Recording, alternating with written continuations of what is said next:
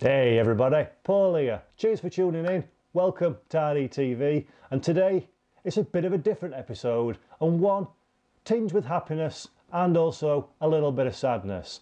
Later on today I'm going to be in receipt of a brand new racing cockpit from SimLabs. I've ordered the P1 and I'm very much looking forward to it, but sadly that means this beautiful thing has to go. This is the GT Omega Cockpit Supreme, and it's a rig that I've been running for the last 4 years or so now, and I'm absolutely delighted with it. But times must change and I've got to move on. So I thought before I dismantle it for the final time, it might be nice to do a little video, talk about the pros and cons of the rig ownership for the last 4 or so years, and just give you a little insight into the equipment that I've been using while being at RaceDepartment, doing our talk and drive videos, our developer interviews and club and league racing. This holds a special place in my heart because it's been a central part of my sim racing setup for, like I say, as long as I can remember, the last 4 years or so. And I think it only fitting and only fair to give it a little video and do a little bit of sharing of my impressions of how the rig holds up after a considerable amount of time's worth of play. So I hope you enjoy our walk and drive rather than talk and drive, and yeah, let's see some onboard footage and have a little bit look in more detail about some of the pros and the cons of the GT Omega Cockpit Supreme. Well, this is the rig, complete with RaceDepartment steering wheel. I'll be reviewing that a little bit later on, and we've even got one to give away, so stay tuned to our Twitch, YouTube, Instagram, Twitter and RaceDepartment website for more on that one. Now, what have I got to say? Please ignore cable management. I've already started dismantling, so it's a bit of a mess. Now, what have I got to say about this, the GT Omega Supreme? It's been brilliant.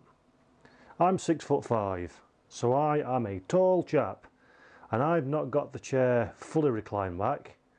If you look down here, you can make adjustments and put extra bit of bar in if you so wish to make the chassis longer for those of us who are long-limbed, and it fits me lovely.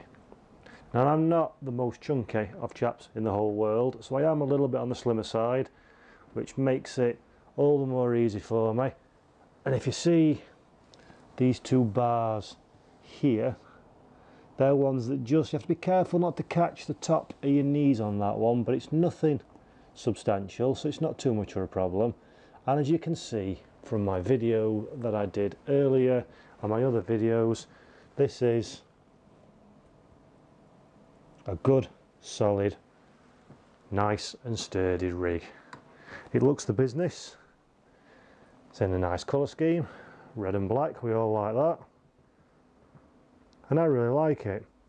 It's got the little floor mat that comes with it to keep everything all nice and tidy. And yeah, it's been one exceptionally good, loyal piece of equipment. I've got the GT Omega triple screen monitor mount with this one. Must admit, this is probably less impressive. I've got 27-inch monitors on here, and it is a bit of a pain in the bum to adjust these ear brackets to get a decent position, and that's kind of one of the many reasons why VR is awesome. Got an old VR headset and another steering wheel in there, DSD pedals, RaceDepartment helmet, yet more steering wheels, gloves, oh dear, someone needs to dust, and various bits and bobs up and around. But yeah, the monitor stand's probably not very impressive if I'm honest, and not something I would purchase again. But the actual rig itself, this is a nice pleather chair, plenty comfortable, many an hour.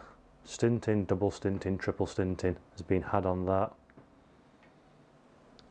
Nice Derek Spear design button boxes with my own labels on there, which is always pleasant. And the Fanatec Club Sport V2. And solid sim racing gear. Race Department custom steering wheel on a Fanatec universal hub. Very, very nice. Very light, very much like. So yeah, there you go folks. This is the former, soon to be retired, soon to be sold, Race Department RD rig. It's the GT Omega Cockpit Supreme. I've had it for 5 years now. Highly recommend it. It's never let me down. I've given it some good usage. It doesn't scratch, it doesn't mark. It's reliable, it's solid, it's comfortable, it's sturdy. I love it. I've loved it. It's been brilliant. Really have enjoyed it. Would recommend it to anybody.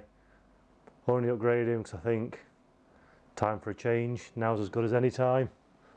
And yeah, I hope you enjoyed this slightly different Race Department walk and drive video saying goodbye to my beautiful GT Omega Cockpit Supreme. Thanks for the memories. Thanks for tuning in. Guys, catch us on Twitch, Twitter, Instagram, Facebook and YouTube, and of course RaceDepartment.com. Please do give us a like and a subscribe. And until next time, I've been Paul. This has been RDTV. We've been waving goodbye emotionally, sob sob, to my rig. I'll see you on the other side. Bye bye.